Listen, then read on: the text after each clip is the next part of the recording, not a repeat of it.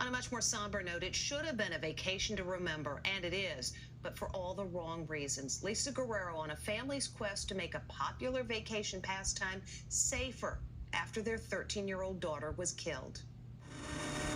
Tubing, it's an incredibly popular water sport. But today, these grieving parents say they never expected an innocent tube ride like this could turn tragic. She was just a happy, bright little girl who just loved life. On the last day of their vacation on the island paradise of Aruba, 13-year-old Cassidy Murray convinced her dad to join her on a tubing excursion through this popular outfitter called Fun for Everyone. This looks like a fun activity. This looks safe. They have life jackets on them.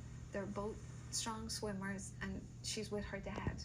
What could possibly go wrong? Cassidy's dad says just 5 minutes into the ride, there was trouble. Cassidy then got ejected from the raft. He says there was no lookout or spotter on board, just the driver operating the boat. There was only one person on the boat. That was the captain of the boat. He barely looked back. He glanced once in a while. So there's nobody spotting him? No spotter whatsoever. Cassidy's dad said when the boat's operator finally circled back to pick her up, he suddenly lost control and hit the throttle.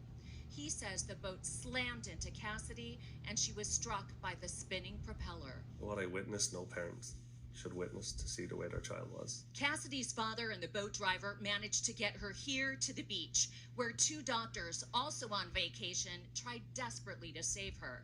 But Cassidy didn't survive. No criminal charges were filed. Aruban authorities ruled it an accidental death. Now her family is demanding answers. This cannot continue to happen.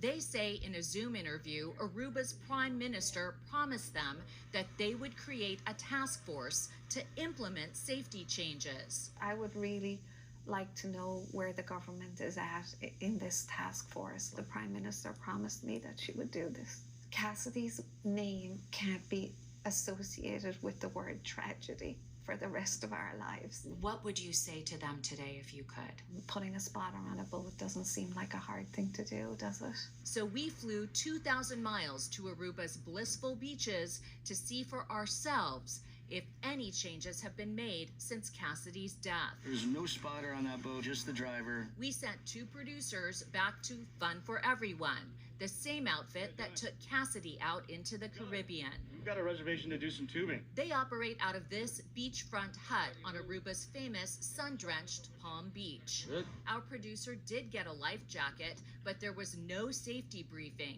just this. If you want to go fast, a thumbs up. You want to go slow, a thumbs down. And when they headed out to sea, there was only this guy operating the boat. Yep, a year later, and no spotters on board.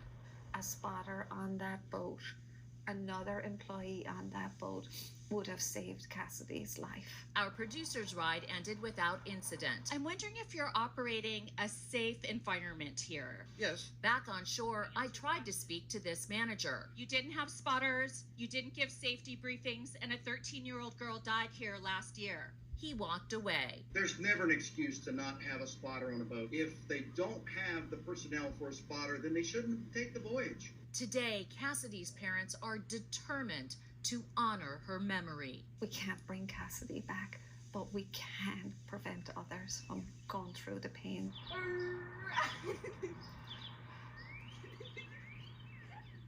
The government of Aruba tells us they're deeply saddened by the tragic accident. And while Aruba doesn't have any laws requiring spotters, authorities there say they take the safety of visitors seriously and will continue to assess a wide range of safety protocols on an ongoing basis.